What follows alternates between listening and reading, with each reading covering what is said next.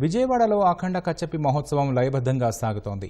సుబ్రహ్మణ్య మహతి సంగీత కళాపీఠం ఆధ్వర్యంలో ఉదయం 7:45 మొదలైన వీణానాదం రాత్రి 9 గంటల వరకు సాగనుంది.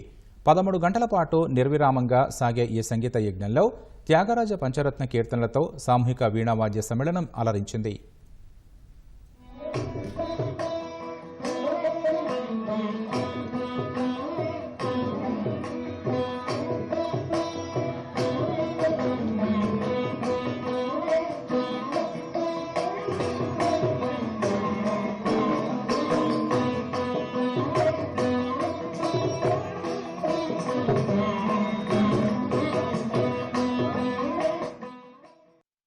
నేను ఇప్పటివరకు చెన్నైలో మరియు రథఫీస్ట్ విజయవాడలో అలాగే సిసిఆర్టీ స్కాలర్షిప్ ఇలాంటి వాటిల్లో వాయించాను. అలాగే నాకు చెన్నైలో 3rd ప్రైజ్ వచ్చింది.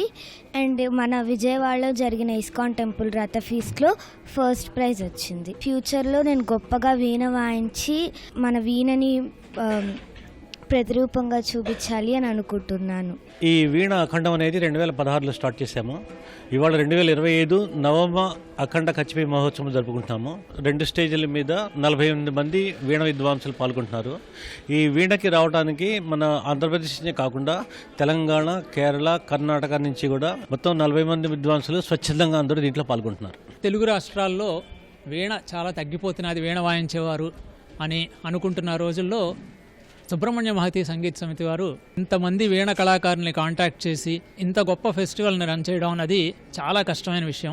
ఎంతోమంది చిన్నపిల్లలు అంటే ఫ్యూచర్లో ఇంతమంది వీణ కళాకారులు మనకి తయారవుతారు అని ఒక ఆశ వీళ్ళందరినీ చూస్తే. వీణ, వేణు, మృదంగం అనేది వాద్యత్రయాలు.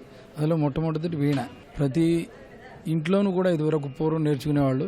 ఇప్పుడు రాను రాను కొంచెం తగ్గింది. కానీ దాన్ని మళ్ళీ పూర్వ వైభవం తీసుకురావడానికి విశ్వేశ్వరరావు గారు అలాగే రామలక్ష్మి గారు దంపతులు వాళ్ళు ఎంతో కృషి చేస్తున్నారు. వారికి తోడుగా మేమందరం కూడా సహకరిస్తూ ఈ కార్యక్రమాన్ని 9 సంవత్సరాల నుంచి దిగ్విజయంగా జరుపుకుంటున్నాం.